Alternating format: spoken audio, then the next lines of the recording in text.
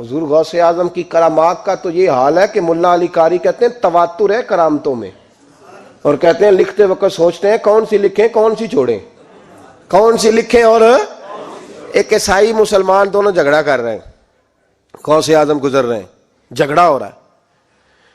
عیسائی مسلمان سے کہتا ہے ہمارے نبی عیسیٰ علیہ السلام نے مردے زندہ کیے، تمہارے نبی نے بھی کو کیا تو بتاؤ۔ مسلمان پڑھا ہوا نہیں تھا، حالانکہ نبی پاک نے بڑے مردے زندہ کیے، پڑھا نہیں تھا، بتا نہ سکا۔ غوث اعظم کے کان میں آواز گئی تو جا کے عیسائی کا بازو پکڑ کے جھنجھوڑا، فرمانے لگے کیا کہا تم نے؟ میرے مصطفیٰ نے مردہ زندہ کیا تو بتاؤں؟ فرمایا تو نبی پاک کی چھوڑ، میں غلاموں کا غلام ہوں، میں غلاموں کا غلام ہوں، مجھے بتا کون سا مردہ زندہ کرنا ہے۔ تو چھوڑ حضور کی بات نہ کر، میں غلاموں کا غلام ہوں، مجھے بتا کون سا مردہ زندہ کرنا ہے۔ پرانی قبر پہ لے گیا، کہنے لگا جی اگر نہ ہوا تو؟ غوث اعظم فرمانے لگے جو تو کہے گا وہ میں کروں گا۔ تو کہنے لگے اگر ہو گیا تو؟ اگر تو غوث اعظم کہنے لگے نہ میرے خانقاہ پہ جھاڑو دینا، نہ میرے برتن مانجنا، نہ میرے گھر کا سودا لانا، اگر زندہ ہو گیا تو بس میرے نبی کا کلمہ پڑھ جانا، بس میرے رسول کا کلمہ پڑھ جانا۔ اللہ اکبر۔ اس نے جو سب سے پرانی قبر تھی نا، وہ کہتا ہے یہ ہمارے دادا نے بھی نہیں دیکھا تھا بندہ کون ہے، اس قبر پہ کھڑا ہو کہنے لگا اس کو زندہ کریں۔ تو غوث اعظم رضی اللہ تعالیٰ عنہ قبر کے سرانے کھڑے ہوئے تو دعا کرنے لگے، کہنے لگے مولا اپنے لیے نہیں تیرے رسول کے لیے۔ پھر فرمایا قم باذن اللہ، اٹھ اللہ کے حکم کے ساتھ۔ ایک عورت کلمہ پڑھتی ہوئی کھڑی ہو گئی، کھڑی ہو گئی، اور کھڑی ہو کے اس نے پہلا جملہ کہا تو کمال کر دی، کہنے لگی میرے نصیب دیکھو میں بنی اسرائیل کی تھی، عبد القادر تیرے صدقے جاؤں، تو نے مجھے کھڑا کیا ہے تو اللہ نے مجھے مصطفیٰ کا کلمہ پڑھنے کی توفیق دے دی، تیرے قربان جاؤں عبد القادر، تیری کیا بات ہے۔ اب وہ بندہ دوڑ دوڑ کے غوث اعظم کے قدموں میں آیا، فرمانے لگے نا کلمہ میرے مصطفیٰ کا پڑھنا ہے، حضور کا غلام بننا ہے۔ او بھائیو، حضرت شیخ عبد القادر جیلانی، حضور غوث اعظم رضی اللہ تعالیٰ عنہ، معمولی بات نہ سمجھنا، حضور غوث اعظم رضی اللہ تعالیٰ عنہ فرماتے ہیں میں قدم نہ لگاؤں تو اللہ ولایت ہی نہ دے۔ حضرت غوث پاک جیلانی شیخ عبد القادر رضی اللہ تعالیٰ، غوث اعظم درمیان اولیاء چو محمد درمیان انبیاء۔ غوث اعظم کا ولیوں میں وہی مقام ہے جو نبیوں میں رسول کریم کا مقام ہے۔ حضرت غوث پاک رضی اللہ تعالیٰ عنہ کو اللہ نے بڑے اعزازات سے نوازا۔ ایک اعزاز اللہ نے یہ دیا کہ ماں کی طرف سے حسینی ہے، باپ کی طرف سے حسنی سید، نانا بھی اللہ کے ولی، دادا بھی اللہ کے ولی، پھپھی بھی اللہ کی بہت بڑی ولی ہے، بہت بڑی ولی۔ والد گرامی، آپ نے وہ سیب والا واقعہ تو بڑا ہی سنا ہوا ہے، اس طرف تو میں نہیں جاتا۔ ماں بھی اللہ کی بہت بڑی ولی ہے۔ یہ اللہ نا اسباب بناتا ہے، خود ماحول بناتا ہے۔ آپ کے جو والد گرامی تھے ان کا نام تھا ابو صالح سید موسیٰ جنگی دوست رحمت اللہ علیہ۔ بادشاہ کے کچھ سپاہی تھے جو مٹکے اٹھا کے جا رہے تھے، اور مٹکے تھے شراب کے بھرے ہوئے، مٹکے اٹھا کے جا رہے تھے۔ حضرت سید محمد موسیٰ جنگی دوست رحمت اللہ علیہ بھی قریب سے گزرے۔ یہ کیا ہے بھائی؟ بدبو سے سمجھ تو گئے، تصدیق کے لیے پوچھا کیا ہے؟ انہوں نے کہا جناب یہ بادشاہ کا سامان لے کے جا رہے ہیں۔ آپ تو جھنڈے والی گاڑی کو ویسے نہیں نہ پوچھ سکتے، سوال ہی نہیں پیدا ہوتا۔ آپ چونکہ جمہوری لوگ ہیں، آپ نے تو بس دفتر بنانا ہے، جب الیکشن ہوگا نا اپنے دروازے کے سامنے سارے محلے سے لڑائی لینی ہے کہ ووٹ میرے آکے دیں، پھر ٹھیک 1.5 مہینے کے بعد سجدہ صاف بھی کر جاتے ہیں، بندہ غلط سی میں نے پتہ ہی نہیں لگا۔ تو یہ پہلے سوچنا تھا تھوڑا سا، ایسے ہی بلا وجہ الیکشن تو روز کبھی کبھی آئے گا، تو ہم نے ایک جگہ تو روز رہنا، ایک دوسروں سے جھگڑے کرنا اور معاذ اللہ تعالیٰ غیبتیں کرنا، عزتیں اچھالنا، یہ مسلمان کا شیوا نہیں ہے۔ حضرت غوث پاک کے والد نے پوچھا کیا لے کے جا رہے ہو؟ بادشاہ کا سامان ہے جی۔ ہاتھ میں ڈنڈا تھا، 3 مٹکے تھے شراب کے بھرے ہوئے، زور سے ایک ایک ڈنڈا مٹکوں پہ مارا تو مٹکے ان کے سروں پہ ٹوٹ گئے۔ بادشاہ سلامت، ہم سارے تقریباً بادشاہ سلامت ہوتے ہیں، یہ کسی کی جرت ہے مطلب میرے گھر کے معاملے میں مداخلت کرے ہو، پھر بادشاہ ہو۔ لوگوں نے جا کے بڑی غیبتیں کی، بڑی بڑی کہانیاں سنائیں۔ اس نے تو توڑ دیا جی مٹکے آپ کے، نے کوئی حال نہیں چھوڑا۔ تو بادشاہ کہنے لگا بلاؤ سید موسیٰ پاک جنگی دوست رحمت اللہ علیہ کو بلا لیا۔ تو کہنے لگے بادشاہ تمہیں پتا تھا مٹکے کس کے ہیں؟ آپ فرمانے لگے پتا تھا مجھے۔ کہا کیوں توڑے؟ فرمایا اس لیے توڑے کہ مجھے تیرے اوپر رحم آ گیا تھا، تو اگر شراب پیے گا تو دوزخ میں جلے گا، مجھے رحم آیا تھا میں نے توڑ ڈالے۔ تو کہنے لگا آپ کون ہیں؟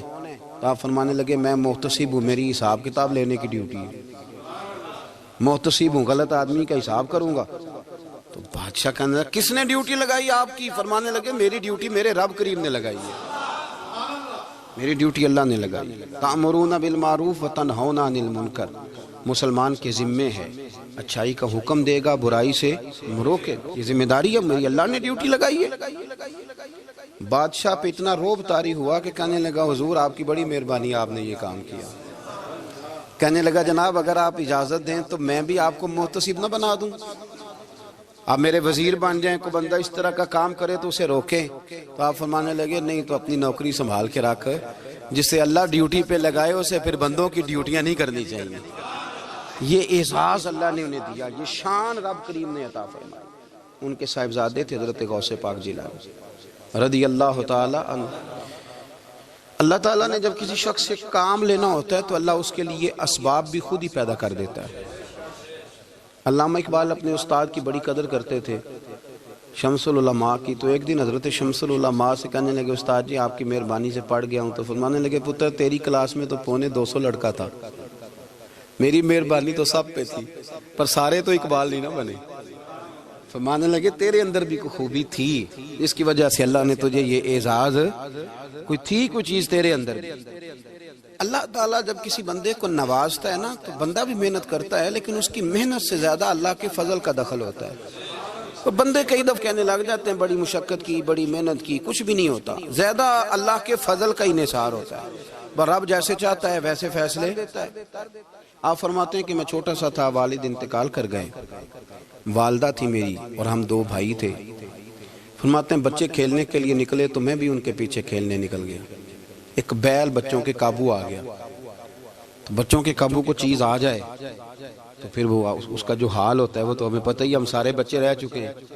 تو کہتے ہیں وہ بیل قابو آ گیا، کوئی اس کے کان چھیڑتا، کوئی اس کی دم چھیڑتا، کوئی اس کے سینگ چھیڑتا، کوئی کسی جگہ سے اسے تنگ کرتا۔ مختلف بچے اس کو نا دم سے پکڑ کے ہلاتے، بیل بھاگتا۔ حضور غوث پاک فرماتے ہیں میں بھی آگے بڑھا، اور میں نے جب اس کی دم پکڑ کے ہلائی تو بیل نے میری طرف منہ کیا اور کہنے لگا عبد القادر تو نہ ایسے کر، بول کے کہنے لگا تو نہ ایسے کر، تجھے رب نے ان کاموں کے لیے پیدا نہیں فرمایا۔ آپ فرماتے مجھے اتنا خوف طاری ہوا، بیل کو بولتے دیکھا تھا پہلی دفعہ، بیل کو۔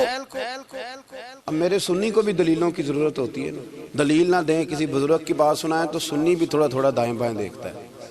یہ شور ایسا ہوا ہے نا، پراپوگنڈا ایسا ہے۔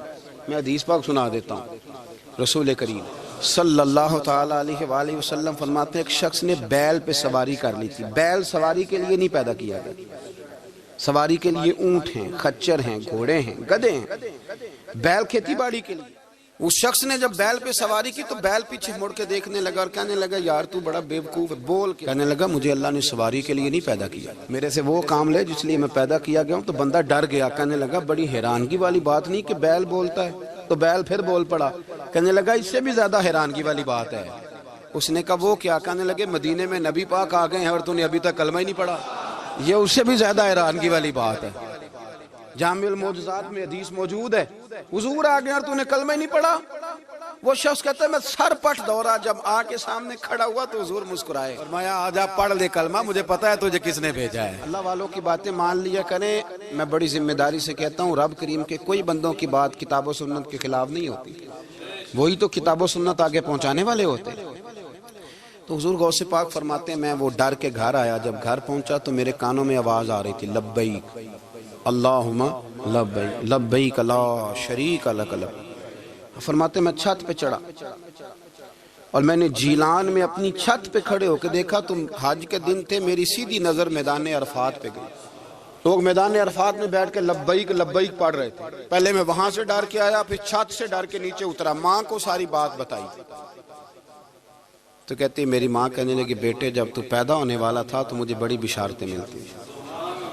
فرماتے ہیں ماں نے نا کھولا بکسا صندوق تو 80 دینار نکالے. فرمایا پتر تم 2 بھائی ہو اور تمہارا باپ کل جاگیر 80 دینار چھوڑ گیا. 80 40 تمہارے 40 تمہارے بھائی کے. فرمایا بیٹا ایک بات کا خیال رکھنا میں عورت ہوں تمہارا باپ کوئی نہیں بھائی چھوٹا ہے میں پیچھے نہیں آ سکتی.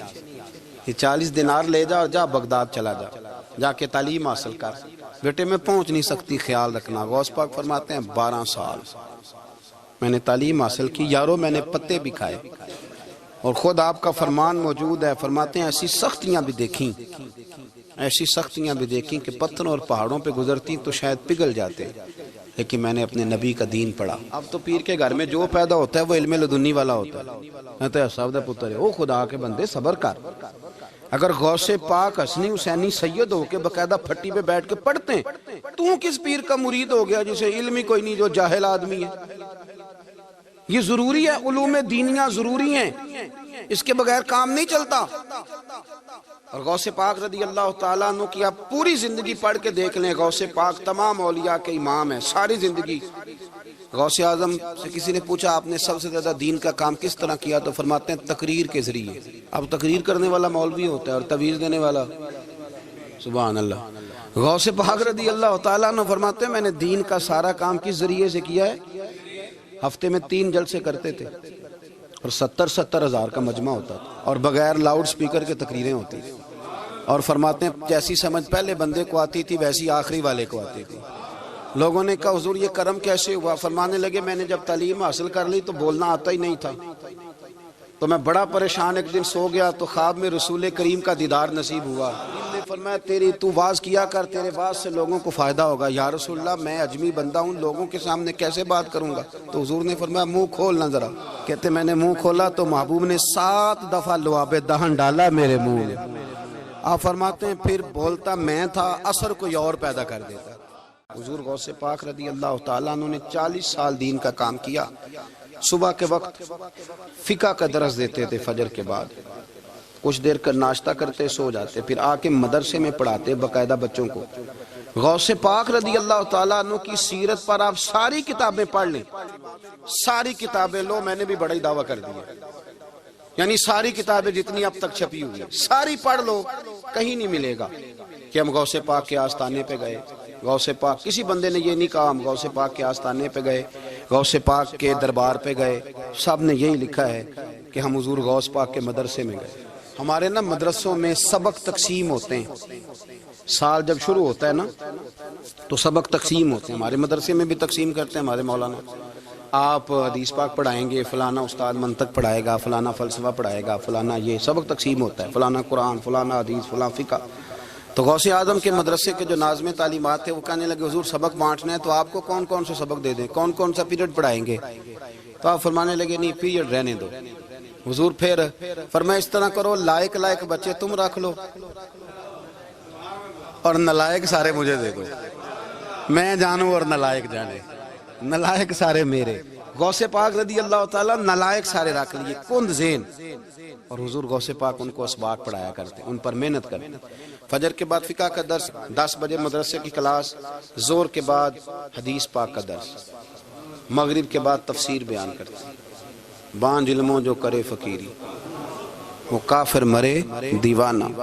اور عشاء کی نماز کے بعد ہفتے میں 3 جلسوں سے خطاب. اور یہ سارے کام کر کے نا تو پھر بھی غوث اعظم جب دنیا چلی جاتی تو وضو کر کے مصلے پہ بیٹھ جاتے. اور 40 سال بیت گئے ساری رات اللہ کی بارگاہ میں عبادت کرتے. 40 سال حضور غوث پاک کو اللہ نے بڑا اعزاز دیا. کتابیں لکھی ڈیوٹی کی محنت کی کوشش کی پوری دنیا میں. میں پہلے بھی بتا چکا ہوں پھر بتاتا ہوں. یہ جو صلاح الدین ایوبی کا بہت نام لیتے ہیں نا بہت بڑے مجاہد تھے. صلاح الدین ایوبی کے ساتھ 70,000 کی فوج تھی. سارے کے سارے غوث پاک کے مرید تھے. صلاح الدین ایوبی نے حضور غوث پاک کی زیارت نہیں کی پر تعلیم غوث پاک کے مدرسے میں حاصل کی. اس کو بڑا شوق ہو نا کتابیں دیکھنے کا وہ میرے پاس آئے میں دکھاؤں گا انشاءاللہ. صلاح الدین ایوبی حضور غوث پاک کے مدرسے کا طالب علم ہے. یہ آپ کے ملک میں 2-3 دن سے رٹا چل رہا ہے وکیلوں کا، ڈاکٹروں کا، کل سے یونیورسٹی کا بھی چل گیا ہے. یہ لڑائی کسی مولوی 2 گروپوں میں ہوئی ہوتی نا، چلو نام بولو، میں نے تو پتہ ہے اگلی گل دا بھی، کسی مولویوں کے 2 مدرسوں میں ہوتی نا تو جو طوفان اٹھنا تھا نا ہر چوک میں، مولوی لڑاندے بڑا لے یہ بڑی. میں نے دعوت دی تھی پرسوں، میں نے کہا جب وکیل مکمل تعلیم کر لینا اسے 2 سال مدرسے میں لاؤ، ہم اسے سکھائیں گے اٹھنا کیسے ہے، بیٹھنا کیسے ہے. ان کو لاؤ، اس لیے کہ ہم اپنی بات نہیں بتائیں گے، ہم بتائیں گے محمد عربی کی باتیں صلی اللہ علیہ. مہربانی کرو، مجھے کوئی شکوہ نہیں ان سے، کوئی کسی قسم کا نہیں، اس لیے کہ ہمارے ملک میں نا احتجاج کا کلچر پروموٹ کیا گیا، ہم نے یہ ماحول بنا کے دیا ہے سڑک بلاک کرنے کا. یہ ہمارے قریب ایک گاؤں ہے تو روز ڈکیتیاں ہوتی تھی، بچہ بھی قتل، پولیس والے سنتے ہی نہیں تھے، ان بیچاروں نے روڈ بلاک کیا تو سب صحیح ہو گیا، اسی وقت سارا کچھ ہو گیا. اب پہرے داری بھی لگتی ہے، اب جناب چوکیاں بھی قائم ہو گئی، سب کچھ ہو رہا ہے. مزاج بنا دیا ہم نے، یہ عدم برداشت ہے، یہ کلچر خطرناک ہے، یہ کلچر تباہ کرے. وکیل کوئی غیر نہیں، ہمارے اپنے بھائی ہیں. کون ہے وہ؟ ڈاکٹر کون ہے؟ ہمارے اپنے. یہ جو بچے یونیورسٹی میں لڑے کون ہیں؟ ہمارے اپنے. ہم ان کو کاٹ کے نہیں پھینک سکتے، یہ کوئی دوسرے لوگ نہیں، سب کو ضرورت ہے ایک دوسرے کی. لیکن خدا را مہربانی کرو، معاشرے میں برداشت کا کلچر پیدا کرو، سکون کا کلچر پیدا کرو، سہنا سیکھو. سنو ایک بات کرتا ہوں، اللہ کرے کہ میں سمجھا سکوں. سارے فیصلے خود نہ کرو. اگر تمہیں نظر آئے نا کہ آپ کے ساتھ کہیں ناانصافی بھی ہو رہی ہے تو ساری عدالتیں دنیا میں نہیں لگنی، ایک قیامت میں بھی لگنی ہے. ہاں امام حسن کو زہر دے دیا گیا تو امام حسین کہنے لگے بھائی بتاؤ کس نے دیا ہے؟ فرمایا حسین اگر وہی وہ نہیں جس پر مجھے شک ہے تو میں کسی آدمی کا بلا وجہ تمہیں نام کیوں بتا دوں؟ کہا پھر بھائی آپ اشارہ تو نہیں بتا دیں؟ تو فرمایا حسین اگر وہی ہے نا جس پر مجھے شک ہے تو پھر بھی میں نے فیصلہ اپنے رب پہ چھوڑ دیا. فرمایا میرے رب سے زیادہ بہتر فیصلے کرنے والا کوئی موجود؟ کچھ فیصلے اللہ پہ چھوڑ دو. آپ یقین کریں آپ کو بڑا ہی مزہ آئے گا، آپ کو سکون آئے گا زندگی میں. کچھ فیصلے اللہ پہ چھوڑو، برداشت کا کلچر پروموٹ کریں اس وطن کے اندر. یہ بڑا پیارا ملک ہے، اس میں برداشت کا کلچر پیدا کریں.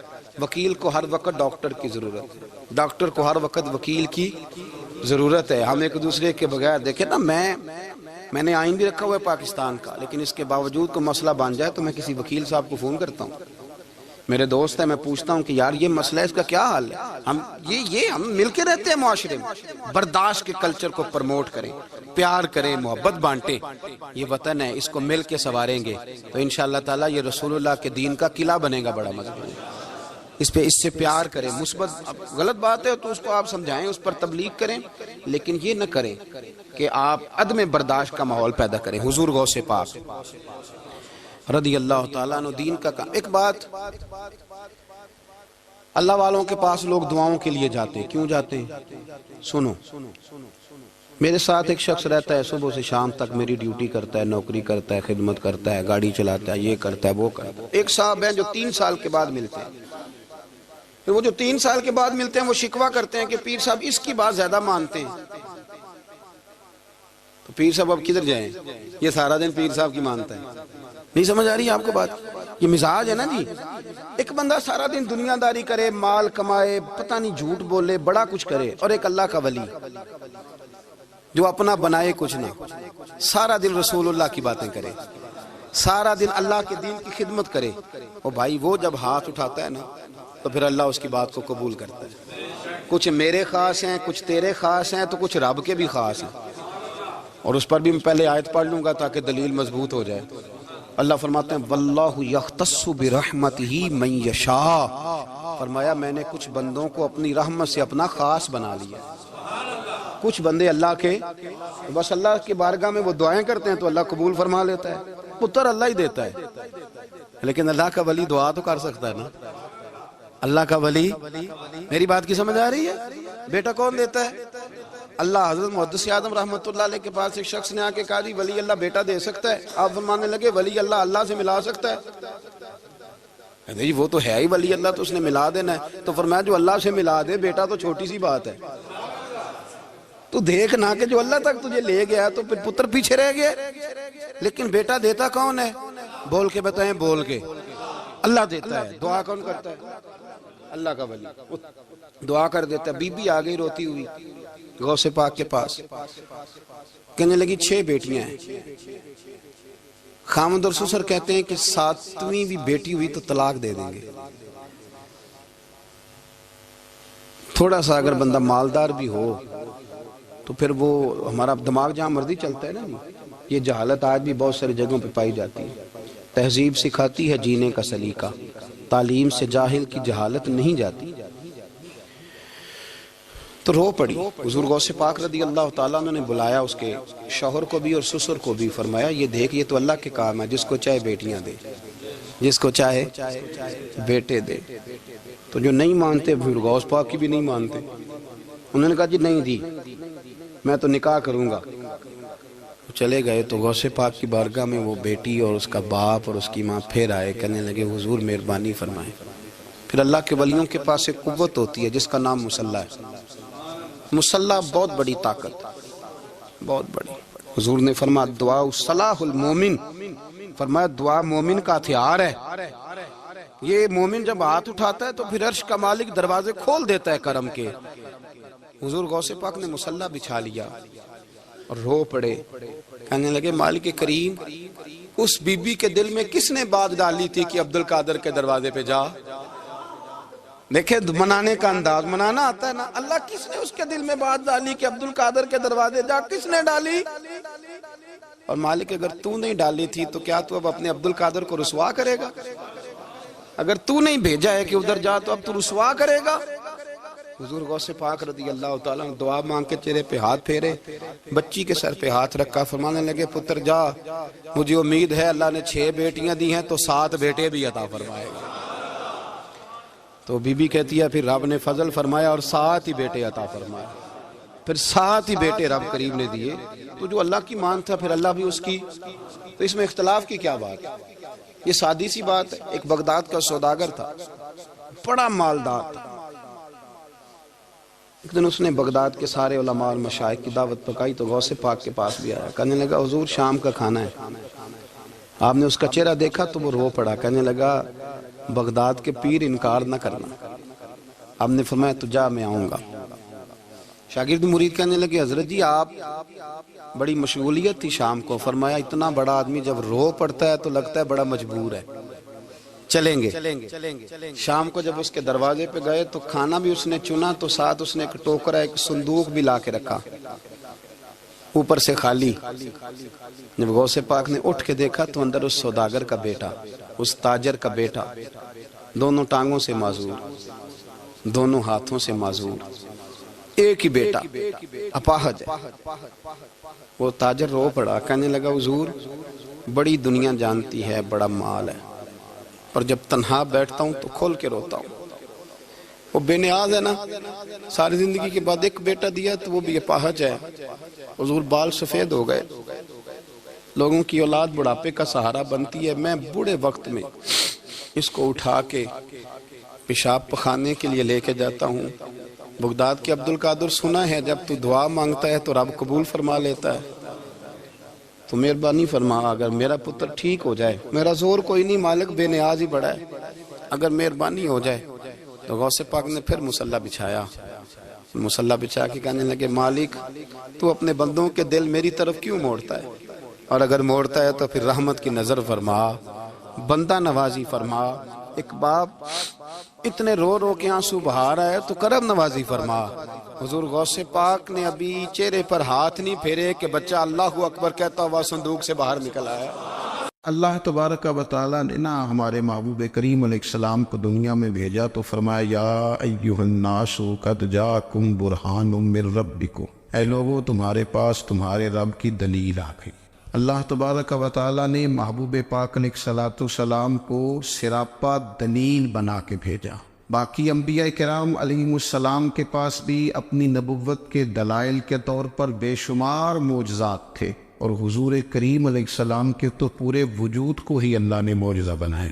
اور نبی پاک صلی اللہ تعالیٰ علیہ وآلہ وسلم کی نبوت کی دلیلیں حضور کے رسالت کے مستحکم دلائل جگہ جگہ آپ کو ملیں گے۔ سب سے پہلی چیز تو یہ سمجھنے والی ہے کہ نبی پاک علیہ السلام نے جس چیز کو سب سے پہلے اپنی نبوت کی دلیل کے طور پر بیان فرمایا وہ حضور کا کردار ہے، سیرت ہے، عمل ہے، حضور کا لوگوں کے ساتھ رویہ ہے۔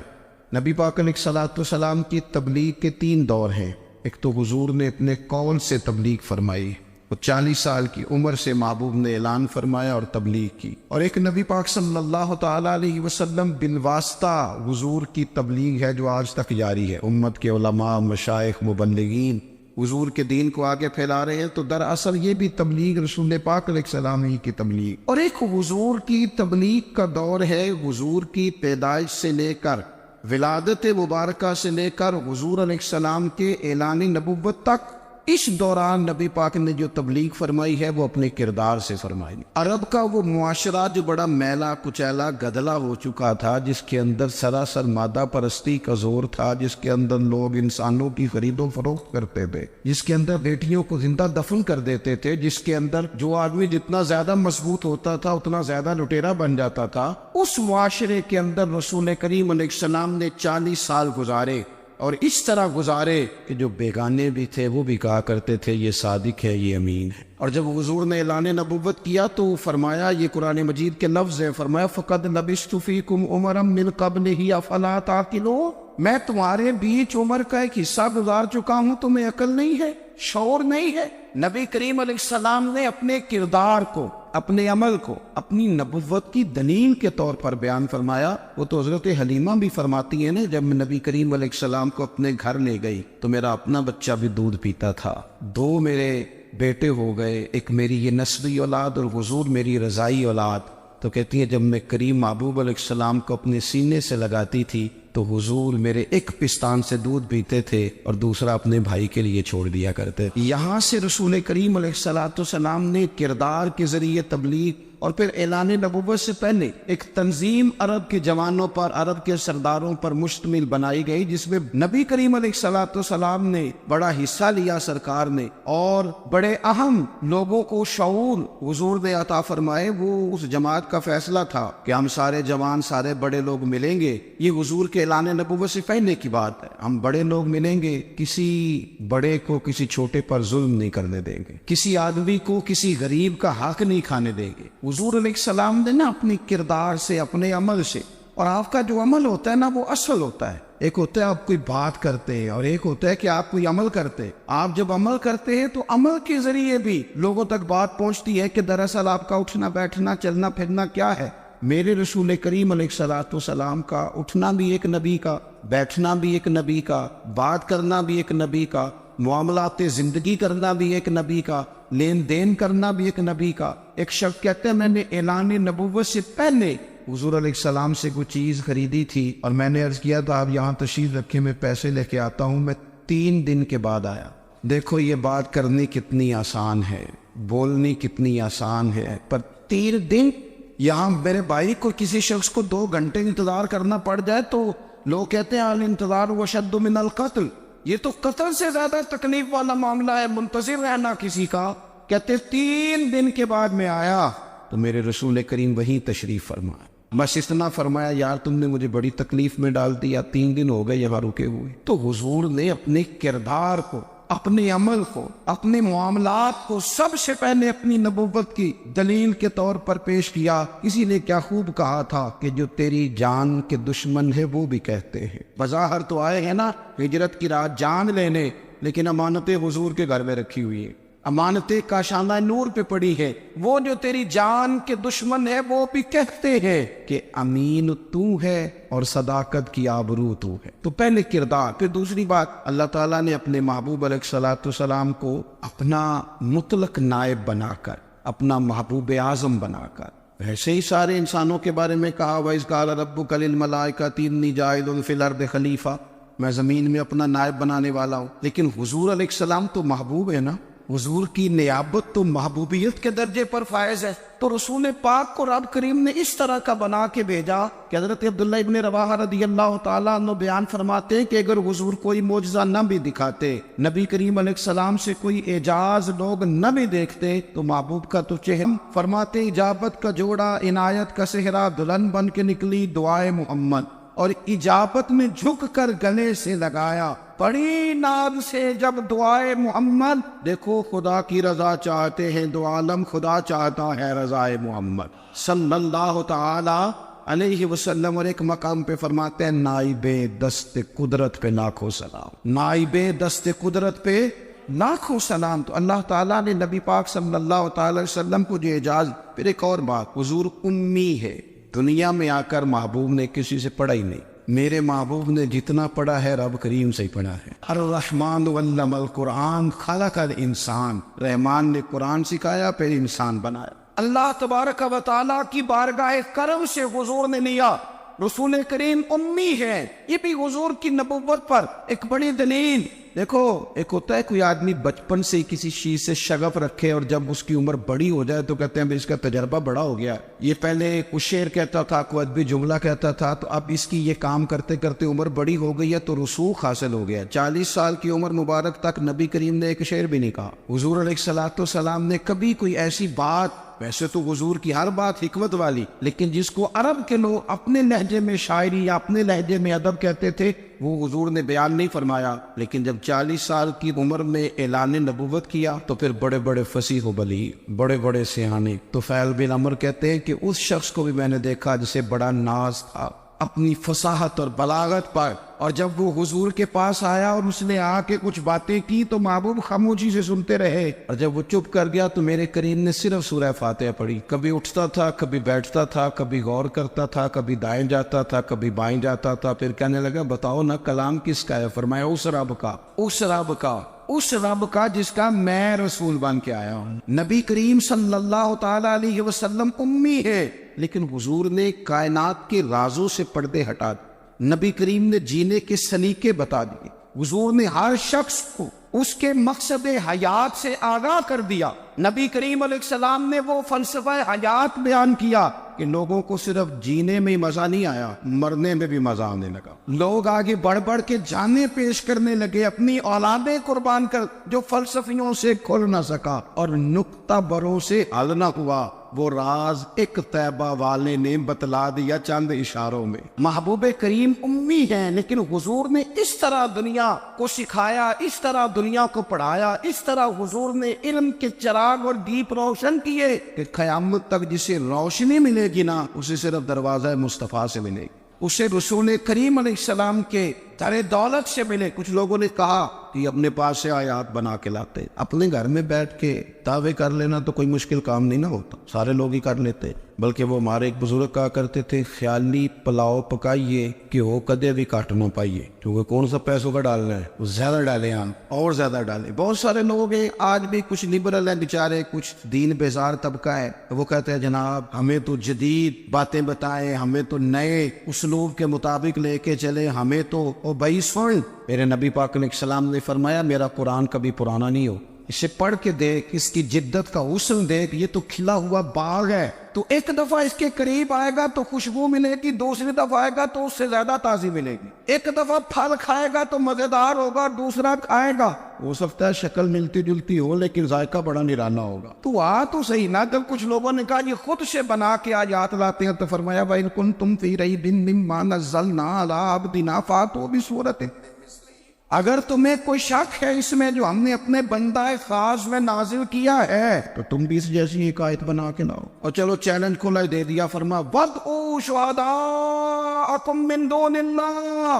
अल्लाह और अल्लाह वालों को छोड़ दो, तफसीरी तर्जुमा अर्ज कर रहा हूँ, यानी सहाबा को छोड़ दो, हुजूर के मानने वालों को छोड़ दो, बाकी सारी दुनिया के काफिर इकट्ठे हो जाओ, एक आयत बस कुरान जैसी लेके आओ, एक आयत लेके आओ, इनको तुम सादिकीन, अगर तुम सच्चे हो। जवानों सुनो, कहा एक आयत, और ये चैलेंज आज तक कुरान मजीद का मौजूद है, आज तक। वइन कुंतुम फी रैबिन मिम्मा नज़्ज़लना अला अब्दिना फातू बिसूरतिन मिन मिस्ली, तुम कुरान के मुकाबले की एक ایک صورت لے کے آؤ اور سارے حمایتی اکٹھے کر لو اپنے، ان کنتم صادقین، اگر تم سچے ہو۔ جواب تو ادھر سے آنا تھا نا، لیکن کائنات کے رب نے جواب بھی خود دیا، فرمایا فَإِن لَمْ تَفْعَلُوا وَلَن تَفْعَلُوا، اگر تم نہ لا سکے، اور فرمایا تم لا سکتے بھی نہیں، نہ خنجر اٹھے گا نہ تلوار تم سے، یہ بازو میرے آزمائے ہوئے، وَلَن تَفْعَلُوا، تم لا بھی نہیں سکتے، فَاتَّقُوا النَّارَ الَّتِي وَقُودُهَا النَّاسُ وَالْحِجَارَةُ، پھر اس آگ سے ڈر جاؤ جس کا ایندھن آدمی اور پتھر ہے،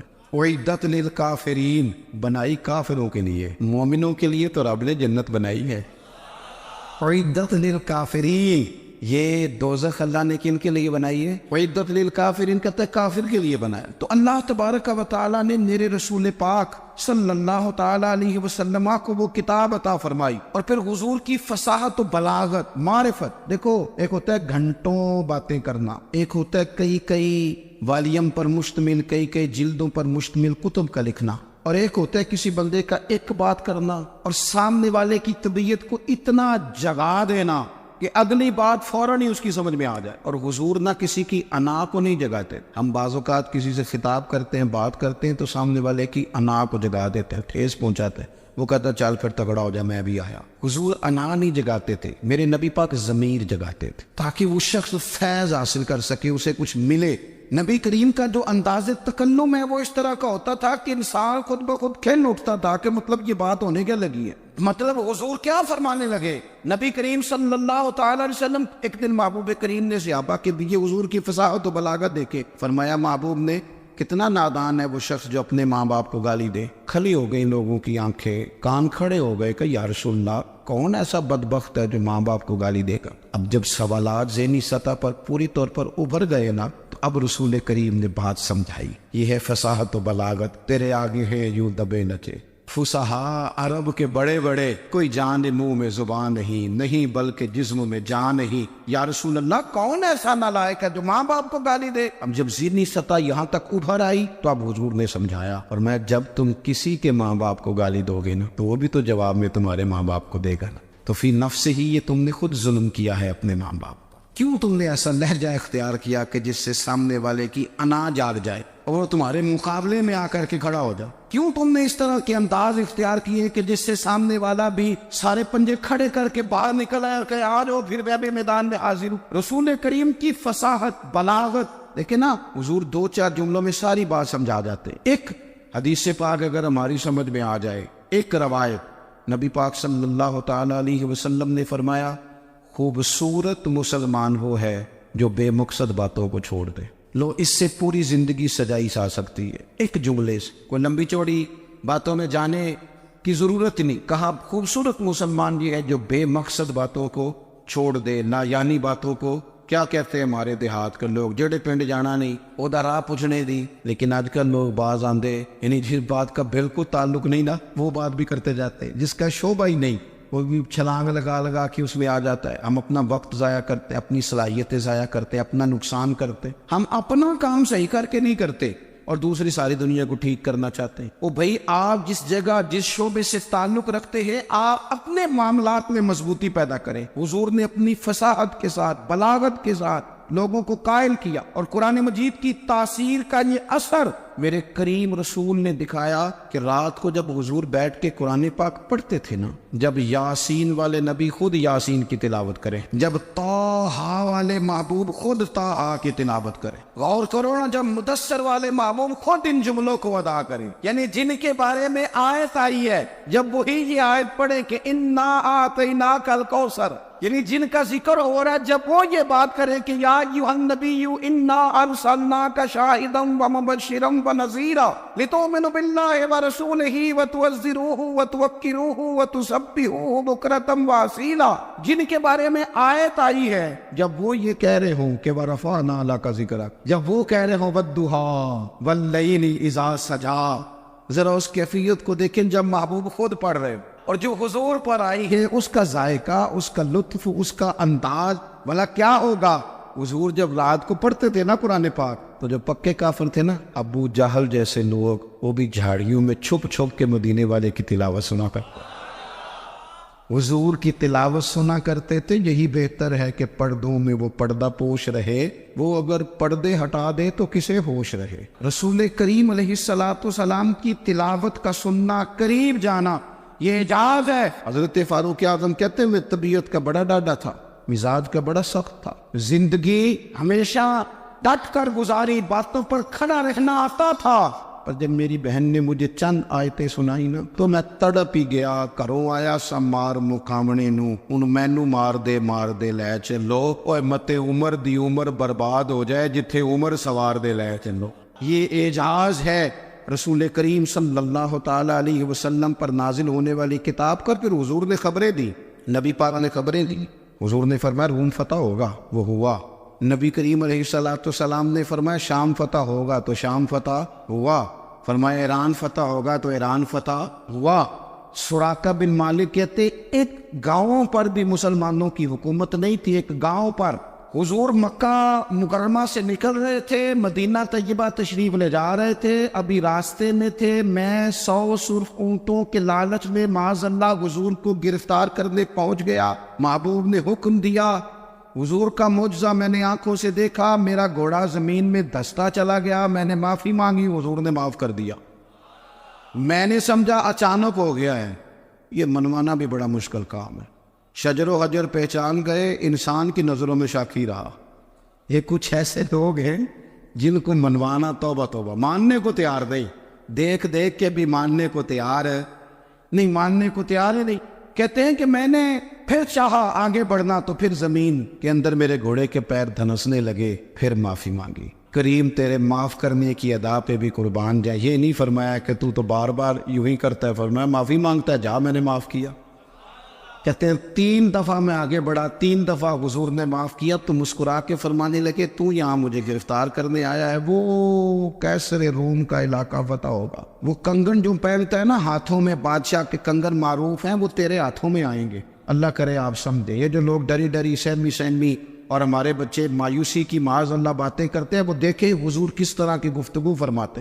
ابھی ایک گاؤں پر بھی اسلام کی حکومت نہیں، لیکن حضور کا خبر دینے کا انداز. کریم فرمانے لگے وہ کیسر روم کے جو کنگن ہوں گے وہ تیرے ہاتھوں میں آئیں گے. جناب سراقہ بن مالک فرماتے ہیں کہ میں مسلمان ہو گیا، حضور کا وصال ہو گیا، کنگن نہیں آئے. حضرت ابوبکر صدیق کا وصال ظاہری ہو گیا، کنگن نہیں آئے. جناب عمر کا دور آ گیا، سراقہ بوڑھے ہو گئے. کوئی بندہ پوچھتا نا کہ اب تو عمر ڈھل گئی ہے، زندگی کا پتہ نہیں. کہنے لگے نہیں میں نہیں جاتا، جب تک کنگن نہیں آتے اسرائیل کوئی نہیں آئیں گے. کیونکہ ساڈے نبی دی زبان ساڈے واسطے قرآن.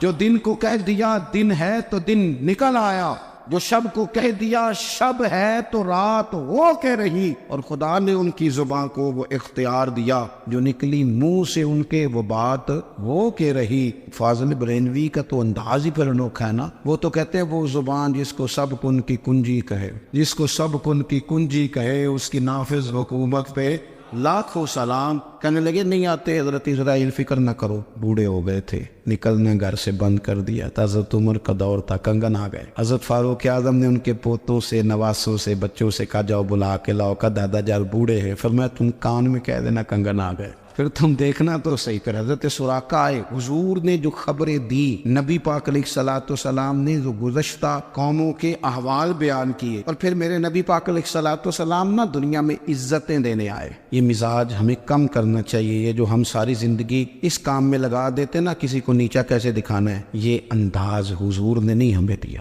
آپ دیکھو حضور تشریف لائے تو ہمیں پتہ چلا کہ حضرت یوسف جیسا سونا کوئی نہیں. حضور تشریف لائے تو ہمیں پتہ چلا کہ حضرت داؤد جیسی خوبصورت آواز کسی کی نہیں. حضور تشریف لائے تو ہمیں پتہ چلا کہ جناب عیسیٰ علیہ السلام کا فقر اختیاری کس طرح کا تھا.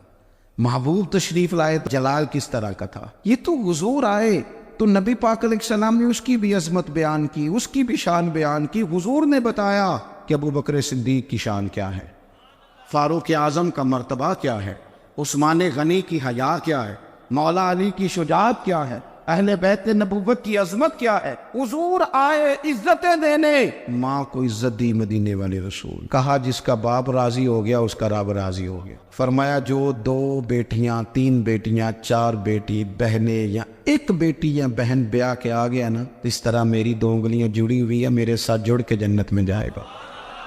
رسول کریم صلی اللہ تعالی وسلم نے عزت دی. حضور عزتیں دینے کوئی اعزاز نہیں. ان پڑھ بندہ ہے, سادہ ہے, غریب ہے, مزدوری کرتا ہے, ہاتھوں پہ چھالے, یا رسول اللہ اس کا بھی کوئی اعزاز ہے؟ قربان جائیں, میرے کریم نے عزت دی, فرمایا محنت کر کے روزی کمانے والا تو اللہ کا دوست ہے. یہ اینٹیں اٹھانے والا, یہ مشقتیں کرنے والا, یہ صبح دیہڑی پہ جانے والا, یہ بیچارہ جو اچار سے روٹی کھاتا ہے, تو نے ہر شخص کی قسمت میں یہ عزت لکھی اور آخری خطبے کی صورت میں وصیت لکھی. رسول کریم نے ہر بندے کو اعزاز دیا, عظمتیں دی. حضور عزتیں دینے آئے, نبی پاک علیہ السلام نے اعزازات دیے, حضور نے نوازا.